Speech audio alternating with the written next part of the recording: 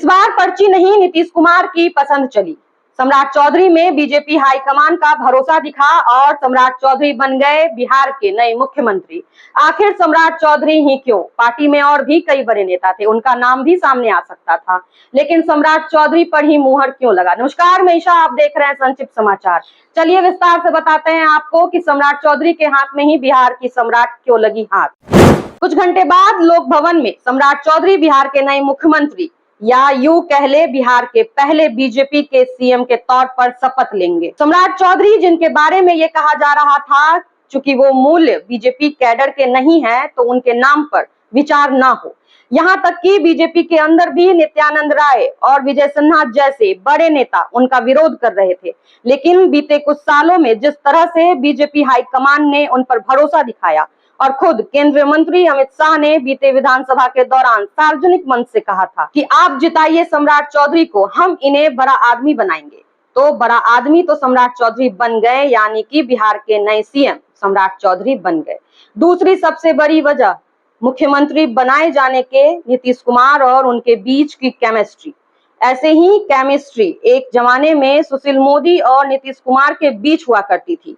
चाहते तो थे नीतीश कुमार साल 2020 में उनको अपना डिप्टी सीएम बनाना, लेकिन बीजेपी लीडर सुशील मोदी के नाम पर तैयार नहीं हुई। लेकिन सम्राट चौधरी के लिए कहा जा रहा है कि नीतीश कुमार ने एड़ी चोटी की जोड़ लगा दी। ये दूसरी सबसे बड़ी वजह है। और तीसरी सबसे बड़ी वजह आमतौर पर कहा जा रहा है कि बीजेपी सरप्राइज करती है, चौंकाती है। आप जिनके बारे में चर्चा कर रहे थे, या शायद पहली बार हुआ है कि जब हम सब चर्चा कर रहे थे, यानी पत्रकार कह रहे थे कि सम्राट चौधरी ही बिहार के मुख्यमंत्री बनेंगे, तो पहली बार पत्रकार सही साबित हुए, क्योंकि आमतौर पर बीजेपी चौंकाती है। हरियाणा में मनोहर लाल खट्टर हो, राजस्थान में भजन लाल शर्मा हो, मध्य प्रदेश में मोहन यादव हो, ऐसे अनगिनत उदाहरण है। इसी के साथ सम्राट चौधरी हेमंता विश्व शर्मा के बाद दूसरे वो नेता होंगे जो बाहर से आए हों, यानी दूसरी पार्टी से, और उन्हें इतनी बड़ी जिम्मेदारी दी गई हो, यानी कि राज्य का मुख्यमंत्री बनाया गया हो। नीतीश कुमार के साथ काम किया सम्राट चौधरी ने और उन्होंने पूरी ट्रेनिंग ली।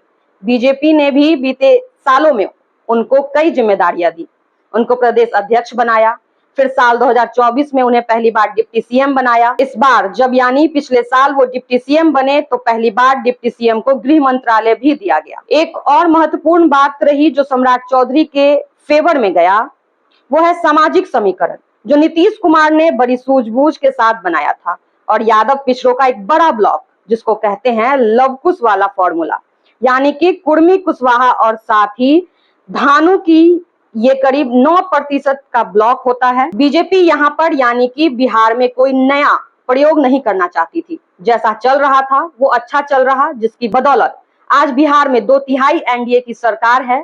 उसी ट्रैक पर, यानी जो रास्ता नीतीश कुमार ने बनाया था, उसी रास्ते पर बीजेपी आगे बढ़ना चाहती है।